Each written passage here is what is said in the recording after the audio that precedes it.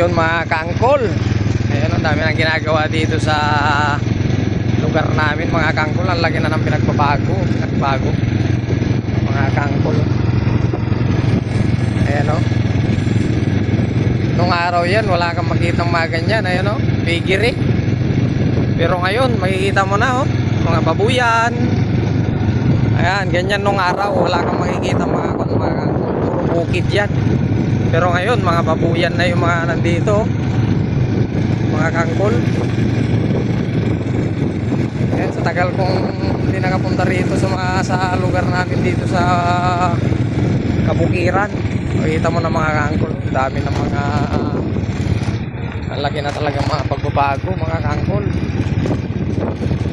Ayan o, lawak na pigiri, di ba mga kangkol? Ayan, ganyan na rito sa amin mga kangkol. Maganda na yung kalsada papunta rito sa bukid ng tiyuhin ko. Pero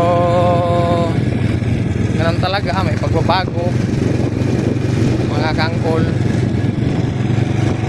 Wala na yung ganda ng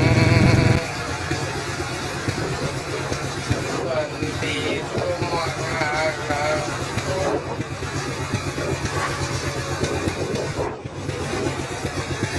Kitang pano Gold Farm. Ayan, babuyan yan mga kangkol, babuyan.